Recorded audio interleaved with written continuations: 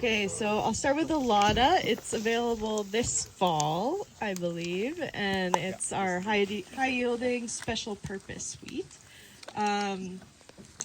AAC Awesome is also special purpose. I'll be honest, all of these kind of blend together for me, so maybe Greg has a better idea of what's going on. Yeah, well, it takes a little bit. I mean, even ourselves, like we went away from Sadash for a few years and then we kind of came back to it. So, you know, sometimes that happens. But so the Alotta, so it's a red GP. So it's a variety that we have a lot of customers really excited about it. We can sell that this fall, this winter. And we've got 2 circles of seed production, but there's going to be limited seed supplies of the Alotta this year. So get on that this fall once we have pricing established. But if you're feeding, if you're feeding pigs or something, and you want to be feeding a red wheat, or you're selling into a market that requires a red feed wheat, they would prefer that over a soft wheat or something. The Alotta is going to be for you because it's a red wheat, but it yields like a soft wheat. So if you're feeding a CWRS on your farm, grow this, it'll yield 20% more, and you're still feeding a red wheat to those pigs or whatever. So that's my feeling for the Alotta. I don't know if Blair, you're gonna do some forage testing on all these, so you're gonna cut every one of these, I think, right? Correct. For forage. Yeah. So he's gonna take it's not replicated, it's just 3 feet by 10 feet, and then we moisture correct it and get it tested at Down to Earth Labs and put it on the website and the emails to give you guys some information. The Paramount, we kind of went away from that one a little bit. We do have a circle in this year. We found that it wasn't as high yielding as some of the others, but the disease package is still okay. Some customers wanted it. So now we got all these soft wheat varieties on our farm. So again, we tried to thin things out. So, and then the Awesome, it's a general purpose. So when you elect your crop insurance, don't forget to elect general purpose wheats, because we've had that issue one time where we weren't covered because we just elected soft wheat. Well, it's a soft wheat, but it's a soft white general purpose, not a soft white spring wheat. So in your crop insurance, check all the boxes. They're going to hate you. Maybe it's all digital now, so it doesn't matter. But if you want to grow a GP, click that on your crop insurance application in April or whenever you do that.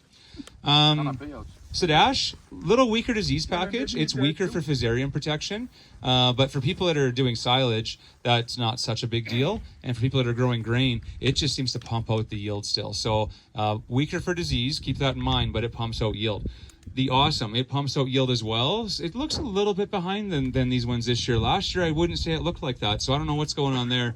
Typically, I would say it's not that far behind these other varieties. So, and then the Galore. Rob, do you want to come? I'm excited about the Galore. Maybe we can thin out the herd of soft wheats on the farm a little bit when that one launches, but it's a year and a half away as well. Thanks, Greg. Okay, Greg, you put Galore in exactly the right place between Sadash and Awesome. From a parentage standpoint, Galore is actually 50% Awesome and 25% Sadash. In the registration trials, Galore was yielding about 10% more than Sadash. So it will be, or it's expected to be, the highest yielding soft white spring wheat out there, coming out of Harpinder's program in Lethbridge. You can see very similar in stature to Sadash. It's actually about a day later, but it's got low protein, which is what you want for a soft wheat. Let me see, what else? A little bit better straw strength as well. And it is a VB.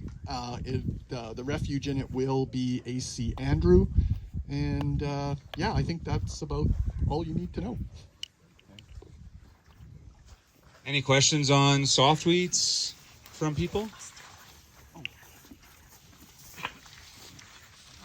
One thing I should mention about this variety, it's in the intermediate range for fusarium head blight. So that's an improvement on the soft whites as well.